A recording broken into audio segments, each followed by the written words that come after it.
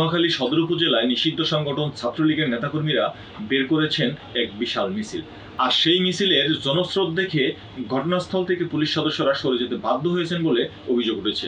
শুক্রবার জুমার নামাজের পর সদর উপজেলার নয়ান্নই ইউনিয়নের বাদেরহাট বাজারের ঘটে এই চাঞ্চল্যকর ঘটনা। স্থানীয় সূত্র জানা গেছে, বর্তমান সরকারের তথাকথিত সন্ত্রাস ও চাঁদাবাজির প্রতিবাদে এবং আওয়ামী লীগ সভানেত্রী শেখ হাসিনার সমর্থনে এই মিছিলের আয়োজন করা হয়। জুমার নামাজ শেষ হওয়ার পরপরই সদর উপজেলার ছাত্রলীগ ও যুবলীগের 1000-এরও বেশি নেতাকর্মী বাদেরহাট বাজারে জড়ো হন। মুহূর্তের মধ্যেই পুরো এলাকা স্লোগানে উত্তাল হয়ে ওঠে। প্রত্যক্ষদর্শীরা জানান, মিছিলের শুরুতে পুলিশ বাধা দেওয়ার চেষ্টা করেছিল, কিন্তু নেতাকর্মীদের বিশাল উপস্থিতির সামনে তারা টিকতে পারেনি। এক পর্যায়ে বিক্ষোভকারীদের সংখ্যা ও জনস্রোত দেখে নিজেদের নিরাপত্তা রক্ষায় এবং পরিস্থিতি নিয়ন্ত্রণের বাইরে চলে যাওয়ায় দায়িত্বপ্রাপ্ত পুলিশ সদস্যরা সেখান থেকে সরে যেতে বাধ্য হন। এই বিক্ষোভ মিছিলে সভাপতিত্ব করেন নয়ান্নই ইউনিয়ন ছাত্রলীগের সাবেক সভাপতি আশরাফুল করিম চৌধুরী বাবু। মিছিল পরবর্তী সমাবেশে তিনি হুঙ্কার দিয়ে বলেন, আসসালামু আলাইকুম।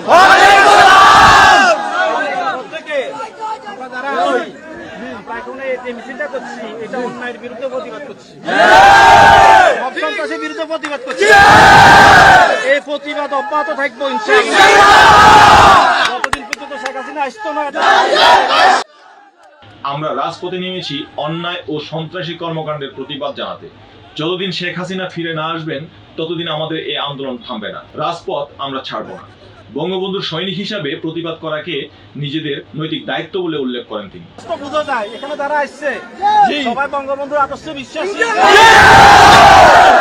না হলে অনেকে এখানে ক্ষুধার্ত সকাল হতে কিছু খায় না,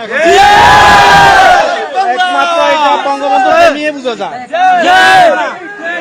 আজকের পর থেকে আমরা যারা আছি, আমরা কয়েকদিন আমরা এলাকাতে সাবধানে থাকুন ইনশাআল্লাহ।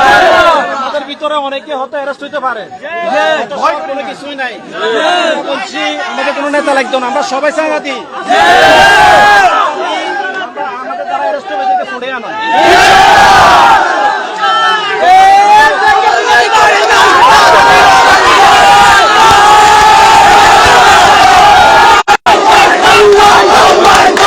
এদিকে বিপুল সংখ্যক আন্দোলনকারীর মুখে পুলিশ সদস্যের সরে যাওয়ার বিষয়টি খোদ স্বীকার করেছেন সুদারাম মডেল থানার ভারপ্রাপ্ত কর্মকর্তা ওসি তৌহিদুল ইসলাম।